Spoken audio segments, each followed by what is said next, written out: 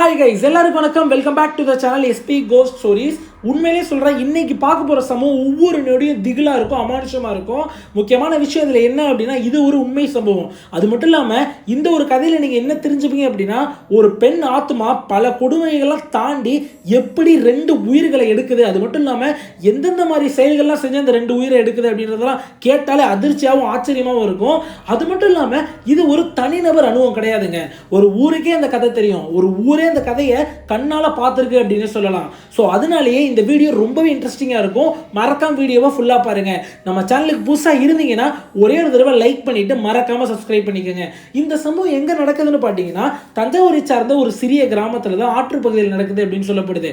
அதாவது ஒரு குடும்பத்தில் 3 பேர். கயல்விழி 20 வயசு பெண்ணு, கயல்விழியோட அம்மா, கயல்விழியோட அப்பா, இவங்க 3 பேர் நல்லபடியாக தான் வாழ்ந்துக்கிட்டு வராங்க. இதில் என்ன ஒரு முக்கியமான விஷயம்னா, கயல்விழியோட அப்பா ரொம்ப குடிப்பாராம். குடிச்சவங்க மட்டும் அம்மாவையும் கைவெளியும் போட்டு அடின்னு அடிச்சுக்கிட்டே இருப்பாராம். இதனாலே அவங்க குடும்பத்தில் ஃபினான்ஷியலாக நிறைய ப்ராப்ளம் வருது, காசு இல்லாமல் இருக்கு. இதனால என்ன முடிவு பண்ணுறாங்கன்னா, கைவெளி அம்மாவும் எதனா வேலைக்கு போகணும் அப்படின்னு முடிவு பண்ணுறாங்க. வேலைக்கு போகணும் முடிவு பண்ணுறது தான் அதே ஊரை சார்ந்த ஒரு நாட்டாமை வீட்டில் வேலை இருக்குது அப்படின்னு தெரிய வருது. 2 பேர் போய் அந்த நாட்டாமைட்டு வேலை கேட்குறாங்க. நாட்டாமையும் கைவெளி அம்மாவுக்கு பண்ண வேலை கொடுக்குறான், மாடு இதெல்லாம் பார்த்துக்கிறதுக்கு. கைவெளிக்கு வீட்டுக்கு வேலைக்காரியா நீ இருந்துக்க, பாத்திரம் கழுவி வச்சிரு, இந்த சைடில் இதெல்லாம் கூட்டி பெருக்கிற, இந்த மாதிரி வேலை கொடுக்குறான். கைவெளியும் அன்பா ஏத்துக்கிட்டு அந்த வேலையெல்லாம் செய்ய ஆரம்பிக்கிறா. என்ன நடக்குது அப்படின்னா, வேலைக்கு போய் 2 மாசத்துல அந்த நாட்டாம கைவெளியிட்ட வார்த்தை ரீதியா தப்பா பேசியிருக்கான். ஒரு 20 வயசு பெண்ணிட்ட என்னென்னலாம் பேசக்கூடாது அதெல்லாம் பேசியிருக்கான் உடம்ப வச்சு. கைவெளிக்கு இது ரொம்ப புதுசுங்க. ஏன்னா கைவெளி பெருசா யாரையும் பழகினது இல்லை. ஆரம்பத்தில் கைவெளிக்கு அந்த ஆள் என்ன பேசுறான்றதே புரியல. அதுக்கப்புறம் தான் கைவெளிக்கு புரிய ஆரம்பிக்குது, இவன் ஏதோ கேவலமான வார்த்தைகளை நம்மள்ட்ட யூஸ் பண்றான் அப்படின்ட்டு. கைவெளி நேராக அவங்க அம்மாட்ட போறா. இந்த மாதிரி இந்த ஆள் கேவலமான வார்த்தைகளை என்னை பார்த்து யூஸ் பண்றாரு, இனிமேல் நம்ம இங்க வேலை பார்க்க போனா கிளம்பி அப்படின்ற மாதிரி சொல்றா. கைவெளி அம்மா என்ன சொல்றாங்கன்னா, நீ அதை பெருசா எடுத்துக்காதமா, இந்த நாட்டாம எல்லார்ட்டையும் அப்படிதான் பண்ணுவான், அவன் பொண்ணுங்களை பார்த்தாலே இந்த மாதிரி தான் கேவலமா பேசுவான், அதை நீ பெருசா எடுத்துக்காத, நம்ம இங்க வேலை பார்த்தா மட்டும் தான் நம்ம குடும்பத்தை நான் காப்பாற்ற முடியும், உன் அப்பாவை பத்தி தான் உனக்கே தெரியுமே அப்படின்ற மாதிரி சொல்லிடுறாங்க. சரி, இன்னும் கைவெளியும் பல்ல கடிச்சு திருப்பி வேலைக்கு போக ஆரம்பிக்கிறா. கைவெளியோட பேட் லக் என்ன நடக்குது அப்படின்னா, ஒரு நாள் கைவெளியோட அம்மாவும் கைவெளியோட அப்பாவும் ஊருக்கு போயிட்டு வரப்ப ஆக்சிடென்ட் ஆகி 2 பேருமே ஸ்பாட்ல இறந்துடுறாங்க. இதுலயே கைவெளி ரொம்ப இடிஞ்சு போய் உட்கார்ந்துடுறா. நம்ம நினைப்போம், அம்மா அப்பா இல்லைன்னா என்ன, சொந்தக்காரங்களாவது கைவெளியை பார்த்துக்கலாம்ல அப்படின்ட்டு. இங்கேதான் ஒரு விஷயம் என்னன்னா, கைவெளியோட அம்மாவும் அப்பாவும் இன்டர்காஸ்ட் மேரேஜ், அதனாலே ஊர்ல யாருமே இவங்களை மதிக்கவே மாட்டாங்களாம். கைவெளி இதுலயே உடஞ்சு போய் உட்கார்ந்துடுறா. கிட்டத்தட்ட 2-3 வாரம் வீட்டிலே தான் இருந்தான்னு சொல்லப்படுது, வெளியிலே வரலையா. அப்புறம் என்ன நடக்குதுன்னா, அவளே தன்னை பூஸ்ட் பண்ணிக்கிட்டு நம்ம போனாதான் நமக்கு சாப்பாடு அப்படின்றதுனால திருப்பி நாட்டாம வீட்டுக்கு வேலைக்கு போக ஆரம்பிக்கிறா. இந்த இடத்துல அந்த நாட்டாம என்ன தெரியுமாங்க செஞ்சா, உனக்கு அம்மாவும் இல்லை அப்பாவும் இல்லை, நீ அனாதை தானே, ஏன் கூட இரு அப்படின்ற மாதிரி ரொம்ப கேவலமா கைவெளியிட்ட பேச ஆரம்பிச்சிருக்கான். கைவெளி நீங்க நினைக்கிற மாதிரி ஆள் இல்லை அப்படின்னு கைவெளியை ஓட்டிக்கிட்டே இருக்கா. ஒரு நாள் ராத்திரி வேலை முடிஞ்சு வீட்டுக்கு போறப்ப கிட்டத்தட்ட 7:30 மணி இருக்கும். அப்ப நாட்டாமே அவனோட 2 கூட்டாளிக 3 பேரும் சரக்கு அடிச்சுட்டு இருந்திருக்காங்க. கைவெளி தான் எடுத்துட்டு போய் சைட் டிஷ் தான் கொடுத்தா அப்படின்னு சொல்லப்படுது. கைவெளியிட்ட அப்பயே தப்பா நடந்துக்க ட்ரை பண்ணியிருக்காங்க. கைவெளி சீக்கிரமா கிளம்பணும் அப்படின்றதுக்காக வேகமா நடக்க ஆரம்பிச்சிருக்கா. கைவெளியை நடக்க விடாம கையை பிடிச்சிருந்து கைவெளியை என்னென்னலாம் செய்யக்கூடாதோ எல்லாமே செஞ்சிடறோம் அந்த நாட்டாமை. அந்த நாட்டாமை மட்டும் செஞ்சது இல்லாம நாட்டாமையோட கூட்டாளிகளே சேர்ந்து எல்லாமே செஞ்சு கைவெளியை நாசம் பண்ணிடுறானுங்க. கைவெளி அப்படி நாட்டாமையை பார்த்து அழுகிறா. உன்னை நம்பி தானே வேலைக்கு வந்தேன், இவ்வளவு கேவலமா நீ இருப்பியா, உண்மையிலேயே சொல்றேன், இந்த ஊரே உன்னை மதிக்குது இல்ல, இந்த ஊர்ல போய் நீங்க நடந்தது எல்லாத்தையும் சொல்லி உன் பேரை கெடுத்துருவேன், உன்னால வெளியில தலை கட்ட முடியாதுடா அப்படின்ட்டு ரொம்ப கோவமா கத்திடுறா. இந்த இடத்துல என்ன தெரியுமா அங்க செய்யறான் அந்த நாட்டாம, கோவத்துல பக்கத்துல இருந்த அம்மிக்கல் எடுத்து கைவெளி தலையிலே போட்டுடுறான். கைவெளி சம்பவ இடத்திலே இறந்துடுறா. இருந்த போதையில கைவெளி இறந்தும் அந்த இறந்த பணத்தை கூட உடலுறவு பண்ணியிருக்கானுங்க. உடலுறவு பண்ணிட்டு என்ன யோசிக்கிறாங்க அப்படின்னா, இவளை எதனா கைத்துல கட்டி நம்ம தொங்க விட்டுலாண்டாமாப்ல, ஏன்னா நம்ம அடிச்சுக்கொள்ளணும் வெளியில தெரியாம இருக்கணும் அப்படின்ற மாதிரி பிளான் போடுறானுங்க. அப்பதான் நாட்டாம சொல்றான், வேணாம் அதெல்லாம் எப்படியும் கண்டுபிடிச்சிருவானுங்க, தூக்கி தொங்க விட்டாலாம் தெரியாது, ஏன்னா மண்டெல்லாம் செதஞ்சிருக்கு, நீ என்ன செய்யற, நேரா போய் ஆத்துல தூக்கி எரிஞ்சிருவ பணத்தை, எரிஞ்சிட்டு நாளைக்கு காலை ஊருக்குள்ள நம்ம பேசிப்போம், 20 வயசு கழுதை இவன் கூட ஓடி போயிட்டான்னு ராத்திரி, இவன் அப்பாலும் ஆத்தாவும் எப்படி இங்கே ஓடி வந்தாங்களோ அந்த ஊருக்கு, இதே மாதிரி இவளும் எவ கூட ஓடி போயிட்டான்னு கதையை பரப்பி விட்டுடா அப்படின்னு நாட்டாம சொல்றான். கூட்டாளிக்கு 2 பேர் என்ன செய்யறானுங்க, இந்த பணத்தை எடுத்துட்டு போயிட்டு ஆற்றுப்பகுதியில் தூக்கி வீசி எரிஞ்சுட்டு அடுத்த நாள் காலையில கதைகளை மேக்கப் பண்றானுங்க. ஊர் மக்கள்கிட்ட எல்லாம் சொல்ல ஆரம்பிக்கிறானுங்க, இந்த மாதிரி கைவெளி ஒருத்தனோட ஓடி போயிட்டா அப்படின்ட்டு. ஊர் மக்களும் அதை பெருசா எடுத்துக்கல. ஆமா, இவ தனியான பொம்பளை, என்ன பண்ணிருப்பா, இவனே லவ் பண்ணிருப்பா, அம்மாவும் இல்லை அப்பாவும் இல்லை, ஓடி போதான் செய்வா அப்படின்னு ஊர் மக்களும் நம்பிடுறாங்க. ஐயா, இதுதாங்க முதல் சம்பவம் கைவெளி இறந்த அப்புறம். இறந்த அப்புறம் ஒரு வாரம் கழிச்சு என்ன நடக்குது அப்படின்னா அந்த ஆற்றுப்படுகையில ஒரு பெண் அழுகிற சவுண்ட் கேட்டுக்கிட்டே இருந்திருக்கு. ஆரம்பத்தில் ஊர் மக்கள் அதை என்ன நினைச்சாங்க அப்படின்னா, கிராமத்தில் உள்ளவங்களுக்கு தெரியும், அதாவது நைட்டு ஆற்று சைடு போனால் ஒரு சவுண்டு கேட்கும், சலங்க ஒளி மாதிரி இருக்கும், அதாவது அந்த அலை இருக்கு இல்லையா, அது சலங்க ஒளி மாதிரி கேட்கும். சரி ஓகே, அலைதான் அப்படி அழுகிற சவுண்டு மாதிரி கேட்குது அப்படின்னு ஸ்டார்டிங்ல நினைச்சிருக்காங்க. ஆனா போக போக தெளிவா ஒரு பெண் உட்காந்து கதறி அழுதா எப்படி இருக்கும் அதே சவுண்டு கேட்டிருக்கு. நைட்டு 7 மணி ஆனாலே அந்த சவுண்டு கேட்க ஆரம்பிச்சிருமா. அதனாலே ஊர் மக்கள் யாருமே இந்த சைடு போகாம தவிர்க்கிறாங்க. இது நாட்டாம காதுகளுக்கும் போகுது. இந்த மாதிரி ஊர்ல எல்லாம் பேசிக்கிறாங்க, அந்த சைடு ஒரு பெண் அழுகிற சவுண்டு கேட்குது அப்படின்ட்டு. நாட்டாம சொல்றான் அது எதனா வதந்தியா இருக்கும், அதெல்லாம் நம்பாதீங்கடா மாதிரி விட்டுறான். சம்பவம் நம்பர் 2, கரெக்டா கைல்வெளி இறந்து 4வது வாரம் இந்த கூட்டாளிகள் 2 பேர் இருக்காங்க இல்லையா, கைல்வெளியை நாசம் பண்ணவனுங்க, அவனுங்க நைட் டைம்ல மீன் பிடிக்க ஆற்றுக்கரைக்கு போறானுங்க. கிராமத்தில் உள்ளவங்களுக்கு தெரியும் நைட்ல மீன்லாம் ஒதுங்குங்க, அதனால மீன் பிடிச்சா நிறைய சிக்குன்னு சொல்லுவாங்க. அதனால இவனுங்க தூண்டிலாம் எடுத்துட்டு மீன் பிடிக்க போறானுங்க. சரி தூண்டில் போட வேணாம், வலை போட்டு பார்க்கலாம் அப்படின்ட்டு கரெக்டாக அந்த ஆற்றுப்படுகையில் போயிட்டு வலையை போட்டு பார்க்குறானுங்க. கொஞ்சம் நேரம் வெயிட் பண்ணுறானுங்க. வலையில் நல்லா தளம்பல் இது கேட்குது. சரி நிறைய மீன் மாட்டிருக்கு போல அப்படின்ட்டு 2 கூட்டாளிகளும் வலையை பிடிச்சி வெளியே இழுக்கிறானுங்க. இந்த இடத்துல தான் மிகப்பெரிய அதிர்ச்சி.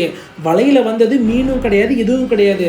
வலை நிறையா பெண்ணோட கூந்தல் இருந்திருக்கு. அதாவது வலை ஃபுல்லாவே பொம்பளைங்க முடியா இருந்திருக்கு. கிட்டத்தட்ட 10லேருந்து 15 கிலோ முடி இருந்திருக்கும் அப்படின்னு சொல்லப்படுது. இவனுங்க ஃபுல்லா இழுத்து பார்த்துட்டு என்னடா அது ஆச்சரியமா இருக்கு, ஏதோ முடி சிக்கினா ஒரு 4 முடி சிக்கலாம், 5 முடி சிக்கலாம், இல்ல ஒரு கொத்தா கூட சிக்கலாம். இது என்ன 10லேருந்து 15 கிலோ முடி எப்படி தண்ணிக்குள்ள சிக்கும் அப்படின்ட்டு என்ன செய்யறானுங்க அப்படின்னா, அந்த வலையை உள்ளே தூக்கி எரிஞ்சிட்டு நேரா அன்னைக்கு நைட்டே ராத்திரியே நாட்டாம வீட்டுக்கு போறானுங்க. இவனுங்களுக்கு ஏதோ தெரிஞ்சிருச்சுங்க. இவனுங்க இந்த சம்பவத்தையும் சம்பவம் நம்பர் 1 கனெக்ட் பண்ணி பார்த்துட்டானுங்க. பொம்பளை அழுகுற சவுண்ட் கேட்குது, இவரோட ஆத்மா தான் இந்த காரியம்லாம் செய்யுது அப்படின்னு 2 கூட்டாளியும் தெரிஞ்சுக்கிட்டு நேரம் நாட்டாமையிட்ட போட்டு எல்லாத்தையும் சொல்றானுங்க. நாட்டாமையிட்ட சொல்லும் போது இவனுக்குள்ள லைட்டா சரக்குல தான் இருந்திருக்கானுங்களே, சரக்கு அடிச்சுதான் மீன் பிடிக்க போயிருக்கானுங்க. நாட்டாமட்டம் முழு விஷயத்தையும் சொல்றானுங்க. நாட்டாம என்ன சொல்றாரு அப்படின்னா, டே தண்ணியை போட்டு வந்து உளராதீங்கடா, என்னடா பேசுற, எப்படா ஃபர்ஸ்ட் முடி வந்து தண்ணிக்குள்ள இருக்கும், தண்ணியில அடிச்சுக்கிட்டு போவாதா, அது எப்படி வலையில சிக்கும், என்ன நீங்க இது பண்றீங்க, சரி அந்த வலையை காட்டு அப்படின்னு கேட்டிருக்காங்க நாட்டாம. ஐயா நாங்க அதுல தூக்கி போட்டு வந்துட்டோம் இந்த கூட்டாளி சொல்லியிருக்காங்க. அப்பதான் நாட்டாம முடிவு பண்றேன் இவனுங்க ஏதோ பொய் சொல்றானுங்க அப்படின்னு. இந்த பாரு நாளைக்கு போவோம், நாளைக்கு நான் வரேன் அந்த இடத்துக்கு, இதே மாதிரியே வலையை போடு, அதுல மயிர் சிக்குதா இல்ல மீன் சிக்குதா அப்படின்றத நான் பாக்குறேன் அப்படின்ட்டு நாட்டாம சொல்றாரு. 2வது நாள் வருது. கரெக்டாக 7:30 மணி போல் நாட்டாமையும் அவங்களோட கூட்டாளிகளும் அதே ஆற்றுக்கு போகிறாங்க.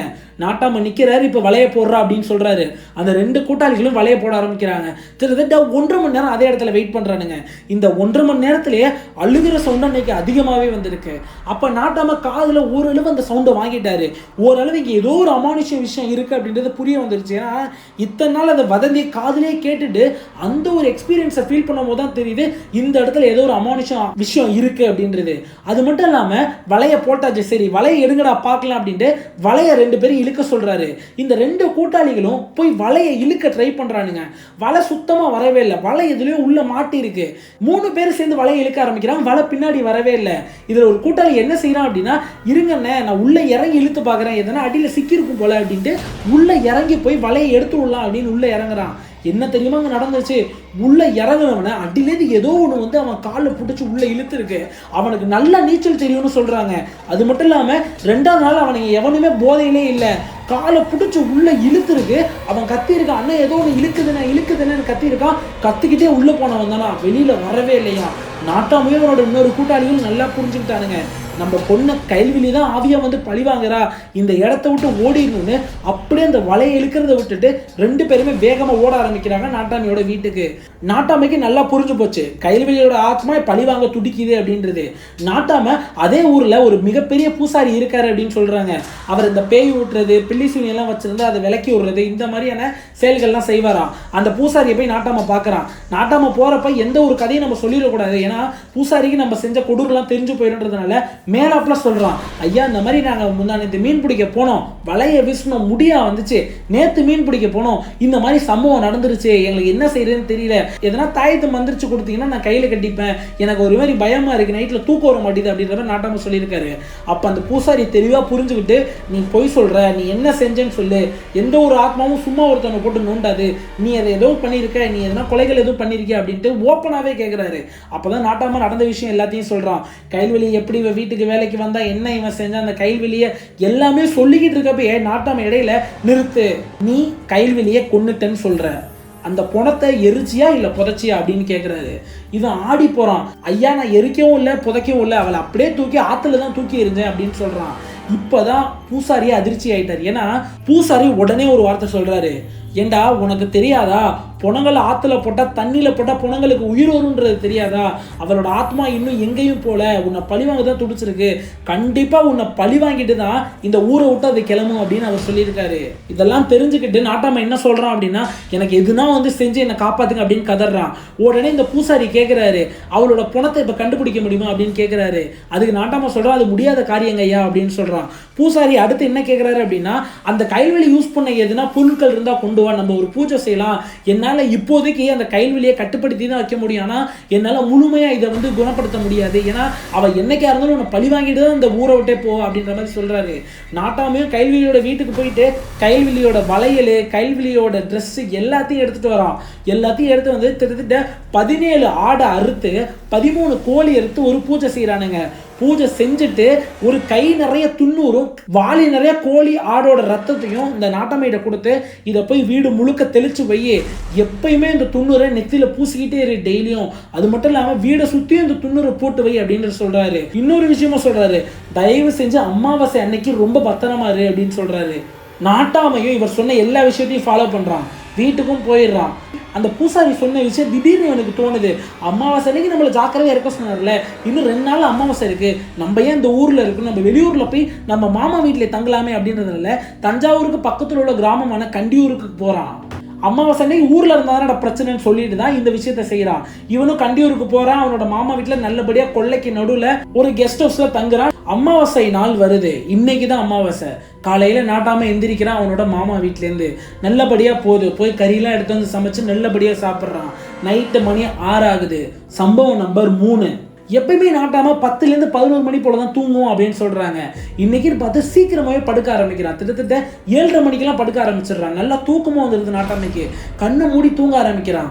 தூங்கிக்கிட்டு இருக்கப்ப ஏங்க அந்த ஆற்றுலலாம் ஒரு ஸ்மெல் வருங்க. கிராமத்தில் உள்ளவங்களுக்கு நல்லாவே தெரியும். அந்த ஸ்மெல் நாட்டாமைக்கு வந்திருக்கு. அந்த ஆற்றுக்கரையில் ஒரு ஸ்மெல் வரும் இல்லையா, அந்த ஸ்மெல் வந்திருக்கு. அப்பயே லைட்டாக ஒரு முழிப்பு வந்துருச்சு நாட்டாமைக்கு. என்னடா இது, நம்ம கண்டியூரில் இருக்கோம், தஞ்சாவூரில் இருக்க ஆற்றோட ஸ்மெல் இங்கே வருது அப்படின்ற மாதிரி நினச்சிக்கிட்டு, ஓகே ஏதோ பண பிரம்மையாக இருக்கும் போல அப்படின்னு நினச்சிக்கிட்டு கண்ணை மூடி தூங்கிடுறான். 2வது விஷயம் என்ன நடந்துச்சு அப்படின்னா, நாட்டாமையோட மூஞ்சில சுட்டா தண்ணி வந்திருக்கு. என்னடா சுட்டா தண்ணி வருதுன்னு தொடச்சிட்டு திருப்பி கண்ணை மூடி தூங்க ஆரம்பிச்சிடுறான். கொஞ்சம் நல்லாவே அதிகமாகவே தண்ணி வேகமாக சொட்டி இருக்கு. கண்ணை திறந்து பார்க்குறான், மேலே சீலிங்லேருந்து சொட்டா விழுந்துக்கிட்டு இருக்கு. என்னடா அது அதிசயம் ஆச்சரியமாக இருக்குது, எப்படி சீலிங்லேருந்து தண்ணி வருது அப்படின்ட்டு யோசிச்சுட்டு, ஓகே எதுனா பைப் லீக் ஆகும் போல அப்படின்ட்டு தள்ளி படுக்க ஆரம்பிக்கிறான். இப்போ ரொம்ப ஹெவியாக அந்த ஆத்தோட வாசனை வருது. ஆத்தோட வாசனை வந்தது மட்டும் இல்லாமல் அடுத்து என்ன நடக்குது அப்படின்னா, ரொம்பவே கேவலமான அழுகி போன பிணங்களோட நாத்தம் எப்படி இருக்கும் அந்த நாத்தம் வர ஆரம்பிக்குது.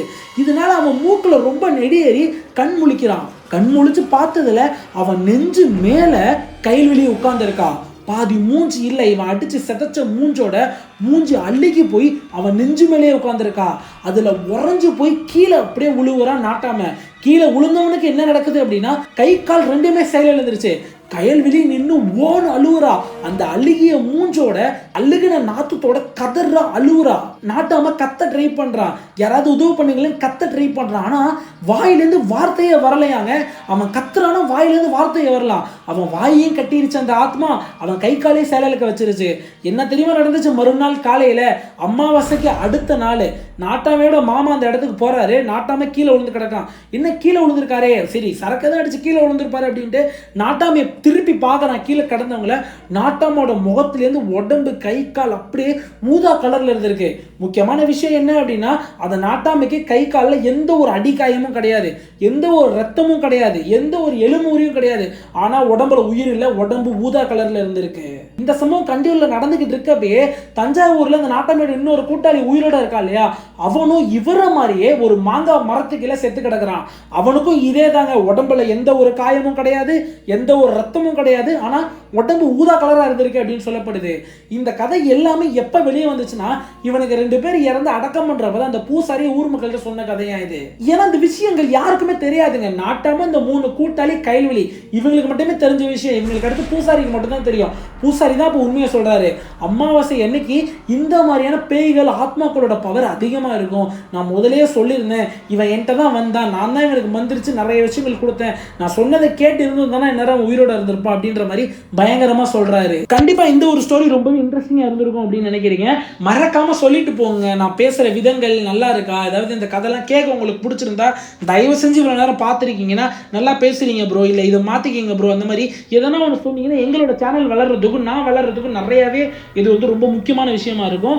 மறக்காமல் லைக் பண்ணிட்டு போயிருங்க, நம்ம சேனலை சப்ஸ்கிரைபும் பண்ணிக்கோங்க, உங்கள் ஃப்ரெண்ட்ஸுக்கெல்லாம் ஷேர் பண்ணி விடுங்க, ஸ்டேட்டஸ்லாம் ஷேர் பண்ணுங்க, ரொம்பவே சந்தோஷமாக இருக்கும். ஏன்னா அது ஒரு சின்ன சேனல், நீங்களாம் லைக் பண்ணி சப்ஸ்கிரைப் பண்ணால் தான் எங்களால் அடுத்த லெவலுக்கு போக முடியும். வீடியோஸ் வந்து பார்க்குறீங்க, ரொம்ப சப்போர்ட் பண்ணுறீங்க, ஒரே ஒரு விஷயம் லைக் பண்ணிவிட்டு சப்ஸ்கிரைப் பண்ணிட்டு போனீங்கன்னா ரொம்ப சந்தோஷமாக இருக்கும்.